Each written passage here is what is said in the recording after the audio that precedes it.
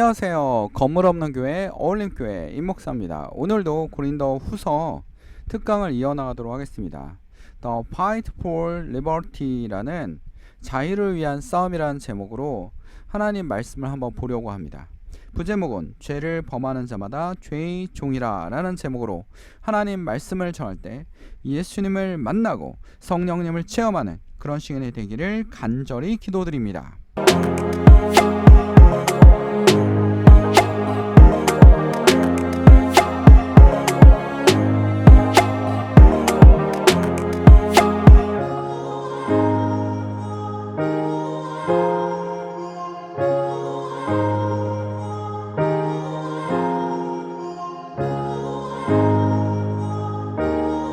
자, 여러분들 자유라는 거에 대해서 좀 생각해 보려고 합니다. 자유. 자, 국어사전에 보면 국립국어원 정의에 따르면 외부적인 구속이나 무엇에 얽매이지 아니하고 자기 마음대로 할 수 있는 상태를 얘기합니다. 그러니까 인간이 지향해야 할 최상의 가치로 여기기도 합니다라는 겁니다. 그렇죠? 우리 가치 중에서 가장 중요한 것 자유와 평등 그리고 인간의 존엄성 이런 것을 굉장히 중요시하지 않습니까? 자, 근데 키우는 고양이가 한 마리 있었습니다. 키우는 고양이가 한 마리가 있는데 이 고양이가 나이가 한 3, 4살 정도 되니까 밖에를 나가고 싶은 겁니다. 그러니까 밖에 세상이 궁금했던 것 같습니다. 굉장히 위험을 무릅쓰고 밖으로 탈출을 했습니다. 어느 날 탈출을 했어요. 탈출을 했는데 이제 밖에 나와서 사나 보다. 원래는 이제 얘가 길고양이였어요. 길고양이인데 새끼 때부터 길러가지고 애지중지 길렀죠. 애지중지 길러서 한 3, 4년 정도 되니까 얘가 워낙 이제 고양이가 전성시대 아닙니까? 4년, 4살 정도면 고양이들이 날라다닙니다. 거의 날라다니고 하니까 자기 능력을 발휘해서 탈출을 했습니다. 집을 탈출을 한 거죠. 그러니까 탈출이라기보다는 외출을 한 겁니다. 거의 외출을 했어요. 근데 일주일이 지나도 나타나지 않고 2주가 지나도 나타나지 않습니다. 그래서 밖에서 사나보다, 이제 밖에 적응했나 보다, 얘가 자유가 그리웠나 보다 라고 생각을 했어요. 근데 한 달 뒤에 집 앞에 왔습니다. 집 앞에 왔어요. 계속 오는 겁니다. 그래서 우리 고양인가? 하고서 나와서 보니까 오긴 왔어요. 그리고 코에 점이 있었기 때문에 우리 고양이라는 걸 알 수 있고, 워낙 얘가 털이 이쁘게 나는 편이 아니었어요. 굉장히. 그래서 이제 사람들이 안 데려갔던 거죠. 아기 때. 그래서 이쁘게 나지 않는 털이었지만 그래도 이쁘게 키웠습니다. 고양이를. 근데 얘가 돌아왔어요. 근데 어떻게 됐냐면 빼짝 말라서 진짜 뼈다귀만 남아서 왔어요. 애가 나올 때는 거의 통통했는데 잘 걷지도 못할 정도로 빼짝 말라서 온 겁니다. 그러니까 거의 한 달 동안 얘 뭐 한 겁니까? 먹지도 못하고 다른 고양이나 개나 이런 동물들의 공격을 받았을 것이고, 그리고 길고양이고 별로 이쁘게 생기지 않았으니까 사람들에게도 주목을 못 받은 겁니다. 얘가 이제 나가기 전까지는 해도 사람들에 대한 적대감이 없었어요. 그러니까 나갔다 와서는 외부 사람들을 그렇게 좋아하지 않더라고요. 그러니까 사람만 오면 막 반가워하고 꼬리 흔들고 막 이랬는데, 그런 성격이었는데 외출하고 갔다 오니까 이제 사람만 보면 집에 무슨 고치러 오는 아저씨라든지 이런 사람들만 놀래서 도망가 버려요. 숨어 버려요. 얘가 변한 겁니다. 변한 거예요. 근데 얘는 뭘 생각하고 나갔을까요? 자유. 나가 보니까 사람들이 나에게 음식을 줄 줄 알았는데 아무도 주지 않습니다. 그리고 몇몇 사람들은 굉장히 난폭한 행동을 했겠죠. 그러니까 사람에 대한 두려움이 생긴 겁니다. 또 나가면 먹을 게 많을 줄 알았는데 생각해보니까 나가서 살 수 있는 방법이 없는 거예요. 얘는.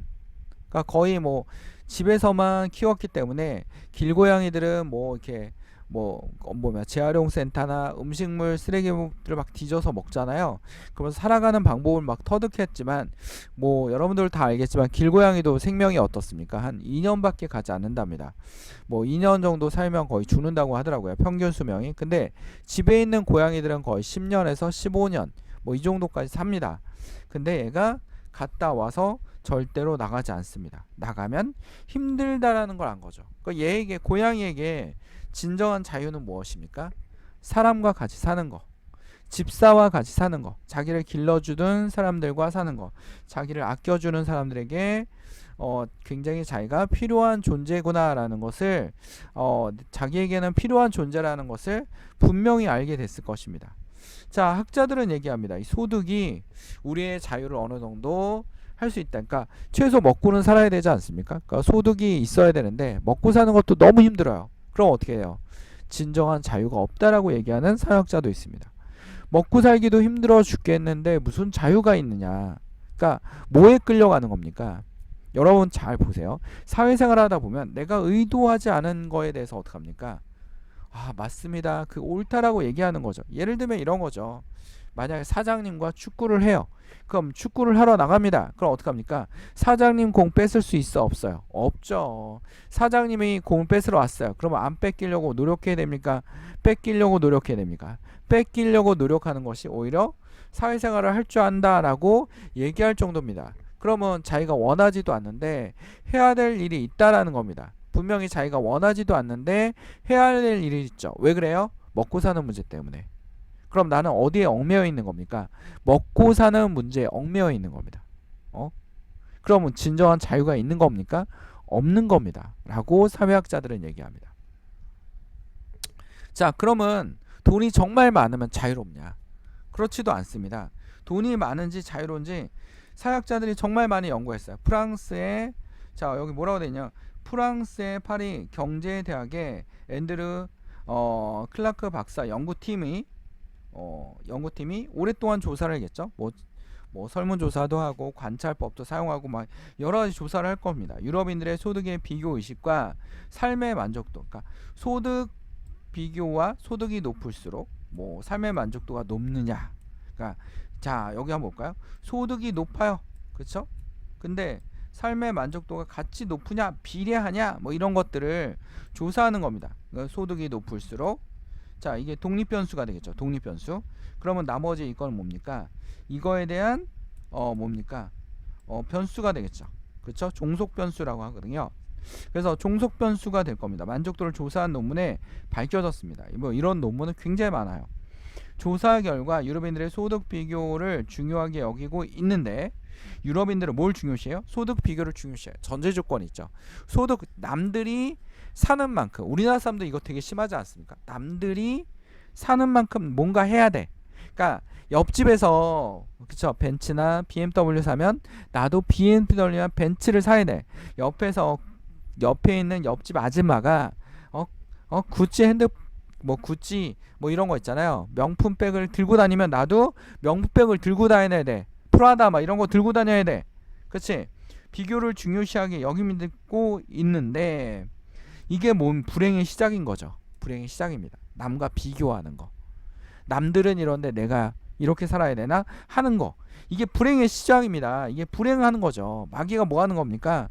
자꾸 비교하게 하는 거야. 야야야, 옆집 봐 이러잖아. 그러면 자기 소득은 그렇게 많이 미치지 않은데 막 무리하게 할부로 외제차를 사요. 그쵸? 그럼 뭐 해야 되는 거야? 할부의 자동차의 노예가 돼요. 그치? 이걸 우리는 카푸어라 하지 않습니까? 카푸어. 또 명품백을 사. 그럼 명품백 푸어가 되는 거죠. 푸어가 되는 겁니다. 그쵸? 그래서 같은 임금을 받아도 월급액의 비교가 연연하는 사람, 이거의 비교만 하는 사람, 만족도가 떨어집니다. 만족도가 떨어져요. 삶의 만족도가 떨어져요. 그쵸? 삶의 만족도가 떨어진다는 겁니다. 부자들도 어떻습니까? 부자들도 딴 자기와 같은 부자의 사람이 좀 더 하면, 그러니까 다른 사람들을 더 신경 쓰는 거예요. 옆집, 앞집 뭐 이런 거 스카이캐슬 보면 그렇지 않습니까? 누구는 무슨 대학을 갔는데 비교하는 거죠. 누구는 무슨 옷을 입고 다니는데, 누구는 이번에 해외로 어딜 놀러 갔는데 비교하는 겁니다. 이 비교를 촉진시키는 게 또 뭡니까? 우리 인스타에서 뭡니까? 자기와 다른 가면을 쓰고 인스타에 나타나요. 자기의 모습이 아니에요. 그렇죠? 자기의 모습이 아닙니다. 좀 더 자랑스러워. 자기의 슬픈 모습은 인스타에 보이지 않습니다. 무슨 모습만 보입니까? 잘 나가는 거, 과장해서 만든 거, 심지어는 막 요즘엔 조작도 가능해요. 그치? 외모도 막 멋지게 조작하고 막 이러면서 살아간다라는 겁니다. 우리의 모습이죠. 현대 사회의 모습입니다. 다른 사람들에게 좀 더 나아 보이기 위해서 너무나 애쓰고 있다라는 거죠. 이게 우리의 질병입니다. 질병. 근데 결국 그게 나를 어떻게 한다고요? 불행하게 만든다라는 겁니다. 정말 불행하게 만드는 거죠. 다른 학자도 이렇게 연구했습니다. 미국의 워릭대학교 오스왈드 교수팀의 연구 결과입니다. 그쵸? 연구 좀 지우고 할게요. 응? 지우고 할게요.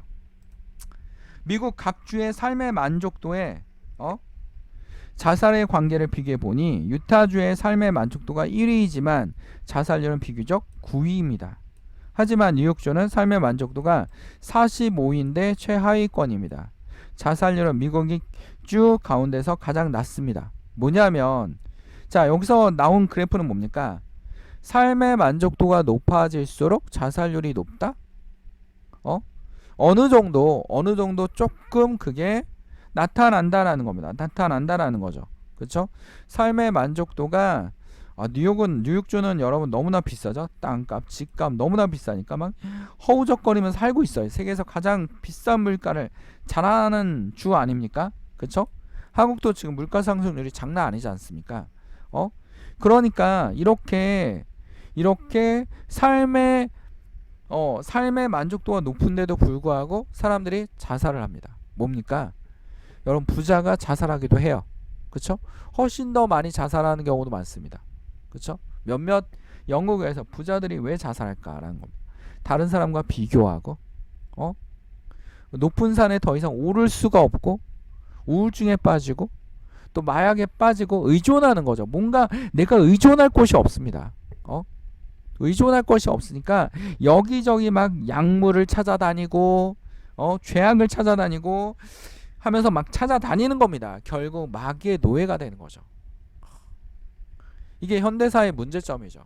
우리 현대사회는 굉장히 부강해지고 인간이 어떻게 하면 더 편리할 수 있을까? 어떻게 하면 더 풍족하게 살 수 있을까? 하면서 굉장히 많은 대량 생산과 식량이 넘쳐나는 나라도 있고 식량이 모자란 나라도 있어요. 이러한 빈부격차 속에 많은 사회 문제를 만들어내기도 합니다. 그리고 이거는 굉장히 필요하다라고 얘기하는 학자들도 있죠. 왜? 저가의 노동력이 필요하니까 가난한 나라는 반드시 필요해. 뭐 이런 나라도 있습니다. 이런 학자들도 있습니다. 그러나 우리가 좀 생각해 봅시다. 우리에게 진정한 삶을 위해서 만들어주는 것이 무엇인지, 우리가 살아가는데 꼭 필요한 게 무엇인지, 돈이 우리를 행복하게 해줍니까? 절대 그렇지 않습니다. 돈이 우리를 너무나 행복하게 해줄 것 같이 우리는 돈을 향해서 막 쫓아갑니다. 매일매일 돈을 향해서 쫓아가고 있어요. 근데 어떡합니까? 내가 하고 싶지 않은 일을 하고 있고 내가 표현하고 싶지 않은 일을 표현하고 있습니다. 굉장히 기쁜 마음으로 하는 것처럼 하고 있지만 속에서는 스트레스가 장난 아니죠. 그렇죠? 우리의 목적이 분명히 돈은 필요합니다. 돈을 벌지 말라는 얘기가 아니에요. 돈은 필요합니다. 여러분 살아가는데 필요하죠. 아낄 필요도 있고 어떻게 돈을 써야 되는지도 우리는 분명히 알고 있습니다. 크리스찬에게 지혜를 달라는 겁니다. 보세요. 성경에서 솔로몬은 세상으로 봤을 때 어때요? 굉장히 성공한 사람이에요. 그렇죠? 굉장히 부귀영화를 누렸다고 전성기를 누렸습니다. 당연히 아버지 덕분도 있습니다. 그래서 굉장히 성공한 사람입니다. 근데도 불구하고 어떻습니까? 예수님은 인정하지 않았어요. 솔로몬 이후에 나라가 두 나라로 갈라졌어요. 우리는 성공했다고 하지만 그는 성공하지 않았어요. 하나님 보시기에는 하찮아요. 굉장히 한찼습니다. 그러면 우리의 삶에서 정말 필요한 게 무엇입니까? 오늘 성경은 얘기하고 있습니다. 우리의 삶에서 정말 필요한 건 누굽니까? 바로 그리스도십니다. 그리스도시예요. 고린도후서 3장 12절 18절 사도 바울이 얘기하고 있습니다. 우리가 이 같은 소망이 있으므로 담대히 말하노니 우리는 모세가 이스라엘 자손들의 장차 없어질 것의 결국을 주목하지 못하게 하려고 수건을 그 얼굴에 쓴 것 같이 아니하노라. 모세가 하나님을 만나고 내려올 때 광채가 너무 빛나서 모세의 얼굴이 안 보여요. 근데 이것 때문에 놀랄까봐 수건을 덮지 않았습니까? 하나님을 만나고 왔다. 그렇죠? 그러나 그들이 마음이 완고하여 오늘까지 구약을 읽을 때 그 수건을 벗겨지지 아니하고 있으니 그 수건은 그리스도 안에서 없어질 것이라. 아직도 마음의 문을 닫고 있는 겁니다. 마음의 문을 닫고 있어요. 예수님을 마음에 두지 않고 있습니다. 예수님을 인정하지 않죠. 유대인들은 예수님을 인정하지 않습니다. 지금도 인정하지 않습니다. 근데 사도 바울 유대인 아닙니까? 유대인 중에서 굉장히 똑똑한 지도자였어요. 그가 얘기하지 않습니까? 그리스도가 이 수건을 없애버렸다라는 거. 수건을 없애버렸어요. 이 수건이 뭡니까? 우리 억압하는 쇠사슬, 남과 비교하는 쇠사슬, 돈을 쫓아가기는 나의 쇠사슬, 매일 뭐 성공이라는 이름 안에, 성공의 이름 안에 노력하고 있습니다. 뭐 노력을 하지 말라는 얘기는 아니에요. 절대로. 정확히 이해하셔야 됩니다. 핵심이 변했다라는 겁니다. 핵심이 공부가 목표가 아닙니다. 좋은 대학이 목표가 아닙니다. 나의 핵심 뭡니까? 바로 예수 그리스도를 만나는 것입니다.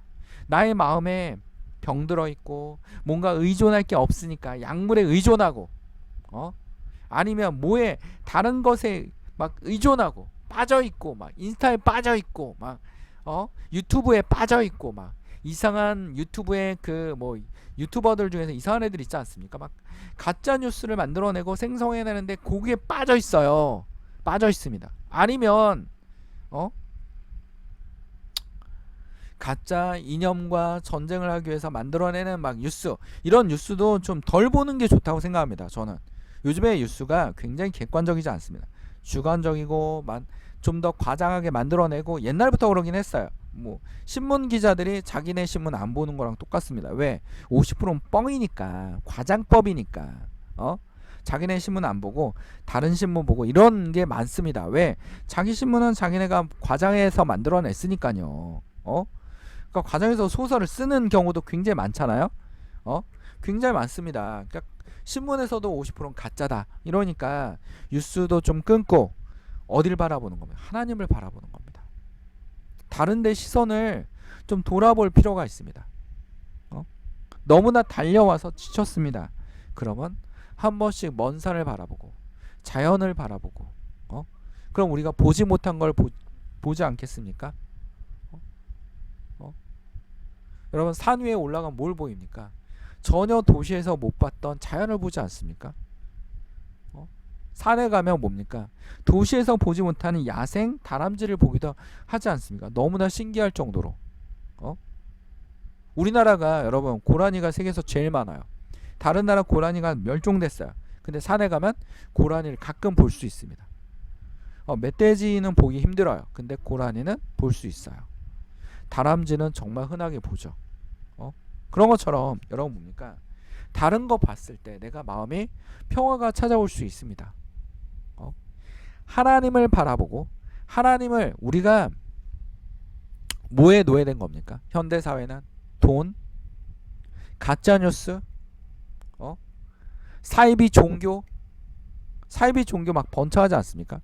이런 틈새를 노린 겁니다. 현대사회가 막 사람들이 너무 지쳐있고 너무나 막 상대적 박탈감으로 인해서 어떻습니까? 내가 목표하는 거와 내가 서 있는 자리가 너무나 다르니까, 내가 목표하는 거는 너무나 높은데, 이상적으로 높은데, 부모님 기대감도 너무 높은데 내가 서 있는 자리는 거기라는 겁니다. 그쵸?